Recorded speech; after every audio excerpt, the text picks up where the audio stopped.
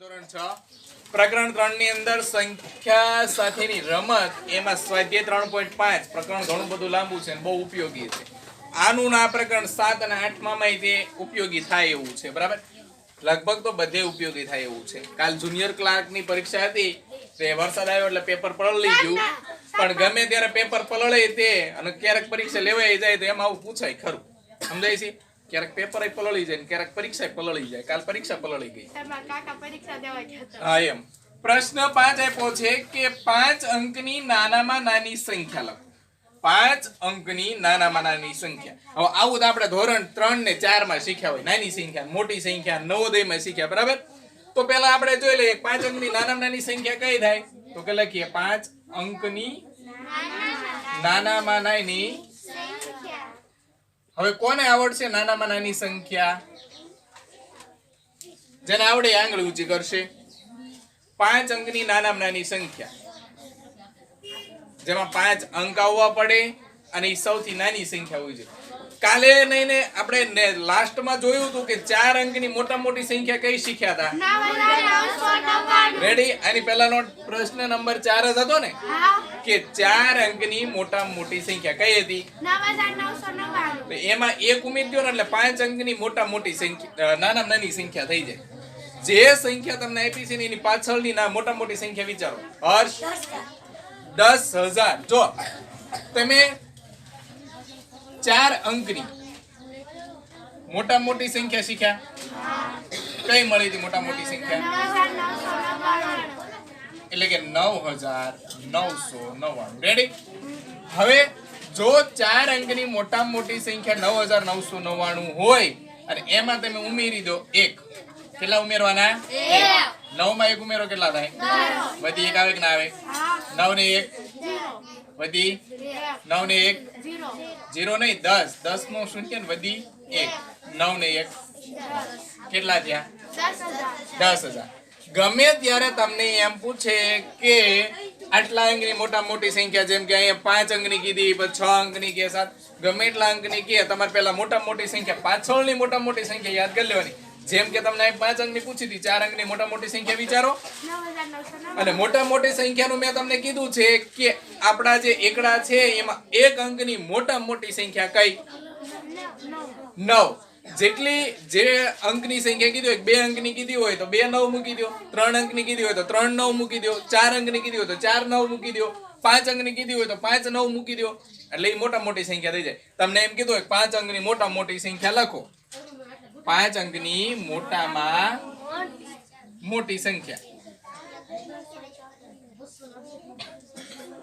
તો 5 વખત 9 મૂકી દો, આ થઈ ગઈ મોટા મોટી સંખ્યા. હવે એમ પૂછે કે નાનામાં નાની સંખ્યા 5 અંકની, તો શું કરવાનું? 4 અંકની મોટી સંખ્યા મેં ઉમેરો. અથવા તો એમ પણ કરી શકાય કે આજે 5 અંકની મોટા મોટી સંખ્યા તમને મળી છે, એમાંથી તમને એમ કીધું 4 અંકની નાનામાં નાની, એટલે આપણે નાનામાં નાની સંખ્યા તમને 4 અંકની મેળવવાની કીધી હોય તો જે સંખ્યા તમને આપી છે એમાંથી 1 બાદ કરી દો એટલે નાનામાં નાની સંખ્યા મળશે. બરાબર, અહીંયા મોટા મોટી સંખ્યા મળી, પછી નાનામાં નાની સંખ્યા. આ 5 અંકની મોટા મોટી સંખ્યા નાનામાં નાની સંખ્યા મળી કે ના મળી? ક્યારે મળી? 4 અંકની મોટામાં મોટી સંખ્યા તમે 1 ઉમેરો ત્યારે. હવે આ 10,000 છે એ 5 અંકની નાનામાં નાની સંખ્યા છે. આ 5 અંકની નાનામાં નાની સંખ્યા છે એમ કીધું. 4 અંકની મોટામાં મોટી સંખ્યા શોધો એટલે આમાં 1 બાદ કરી દો. અહીંયા આપણે દસકો લેવો પડે. દસકો છે 1 અહીંયાથી લ્યો એટલે બધા 9 મળતા જાય ને 10 માંથી 1 બાદ કરો 9, બાકીના બધા 9 નીચે ઉતારો. મળી કે ન મળી? બંને થિયરીમાં યાદ શું રાખવાનું કે જો તમને મોટામાં મોટી સંખ્યા મેળવવાની કીધી હોય તો જેવડી સંખ્યા એટલા વખત 9 મૂકવાના. એમ કીધું હોય કે 2 અંકની મોટા મોટી સંખ્યા તો કઈ મળે? તો કે 99. 3 અંકની 999.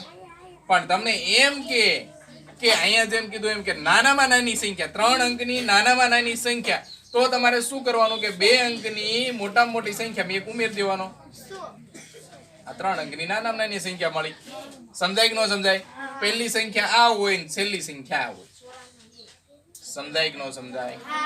અત્યારે હવે આપણે પાછા દાખલા ઉપર આવી જઈએ કે દાખલામાં એમ કીધું છે કે 5 અંકની નાનામાં નાની સંખ્યા લખો. કઈ મળશે નાનામાં નાની સંખ્યા? 10,000.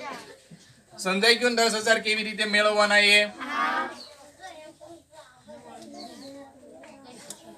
10,000 છે. રેડી? હવે એના જ આગળ પ્રશ્ન શું પૂછો કે તેને અવિભાજ્ય અવયવની રીતે. કેવી રીતે? એટલે કે આપણે નિસરણી કરવાની. એટલે 10,000 ની નિસરણી કરવાની. 10,000 ની નિસરણી થોડીક મોટી મળવાની છે પણ તોય આપણે કરવાની છે. બરાબર? ભલે મોટી મળે. અને એક બાજુ આ બાજુ આપણે રફકામ લઈ જ લેવાનું. બરાબર? કદાચ આવતું હોય તો ભલે, ન આવતું હોય તો આટલામાં કઈ જગ્યા બગડે નહીં અને આટલી જગ્યાએ કઈ વાંધો પડે નહીં. આપણે 10,000 જો એકમનો અંક બેકી સંખ્યા 2 વડે ભાગી શકાય. ભાગી શકાય કે ન ભાગી શકાય? એક રકમે નથી ભાગી શકાતા એટલે 2 રકમ. 2 5 ભાગાકારના નિયમ પ્રમાણે જો છેલ્લે 0 આવતો અને અહીંયા કાંઈ વધતું ન હોય તો જેટલા 0 હોય બધા ઉપર જતા રહે. સમજાયું?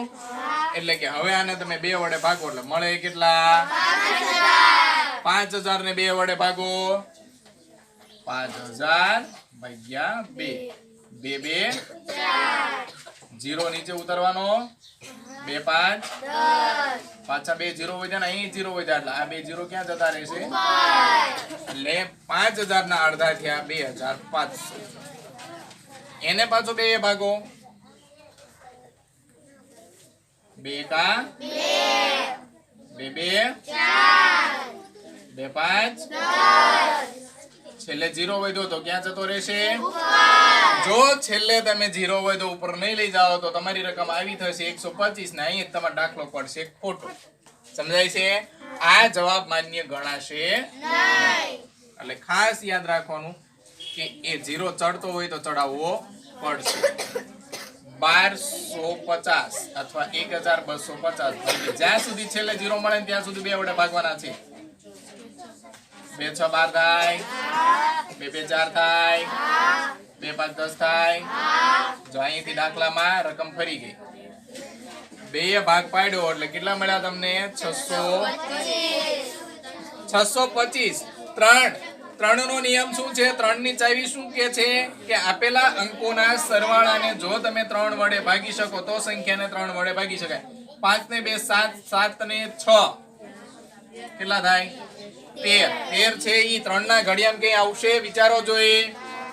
3 4 12 થાય, 3 5 15 થાય પણ 13 ક્યાંય આવતા નથી. એટલે 3 નો ભાગી શકાય ને અહીંયા આપણે એકી સંખ્યા છે 3 નથી ભાગી શકાતી. તો હવે કઈ સંખ્યા વડે ભાગી શકાશે? તો કે 4 વડે નો ભાગી શકાય. કેમ કે એકી સંખ્યા છે.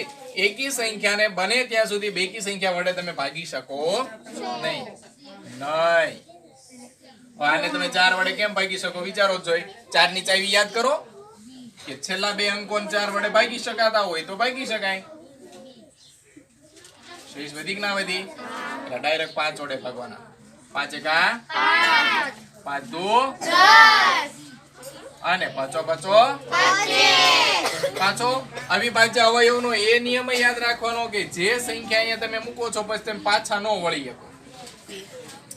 દાખલા તરીકે તમે 5 ભાગ પાડ્યો, હવે અહીં 3 તમે ભાગ પાડી શકો નહીં. નિયમ પ્રમાણે આપણે એ પ્રમાણે ચાલવાનું. પછી ઘણા પાડે તો કઈ વાંધો છે? પાડતા હોય ને પાડવા દેવાના, આપણે નહીં પાડવાના. બરાબર? હવે આવ્યા 125 તો એના તો સામાન્ય રીતે 5 વડે જ ભાગવા પડશે. કેમ કે અહીંયા 5 લીધા અહીંયા 5 લેવા પડે. એનાથી નાની સંખ્યા ન લઈ શકાય, મોટી લઈ શકાય.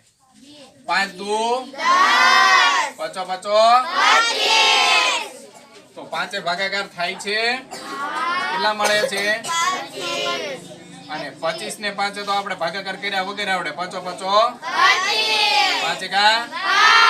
તો હવે 5 અંકની નાનામાં નાની સંખ્યા કઈ મળી? 10,000 ના અવિભાજ્ય અવયવ નીચે મુજબ છે એમ કહી શકાય. એટલે કે 10,000 બરાબર જે અવયવ મળે એ લખવાના છે. 2 જે છે એ 4 વખત મળ્યા, 5 છે એ 4 વખત મળ્યા. 2 ગુણ્યા 2 ગુણ્યા 2 ગુણ્યા 2 ગુણ્યા 5 ગુણ્યા 5 ગુણ્યા 5 ગુણ્યા 5 આવી રીતે તમે લખી શકો. આગળ જતા તમારે આનું સંક્ષેપીકરણ કરવાનું કદાચ આવે તો એ તમને આવડે કે 1 2 3 4 2 ની ઉપર મૂકી દો 4 ઘાત, 1 2 3 4 5 ની ઉપર મૂકી દો 4 ઘાત. આવી રીતે પણ લખી શકાય છે. તો આ હતા આપણે આ 5 અંકની નાનામાં નાની સંખ્યાના અવિભાજ્ય અવયવ. આવડે કે ના આવડે? આવડે ને બધાને?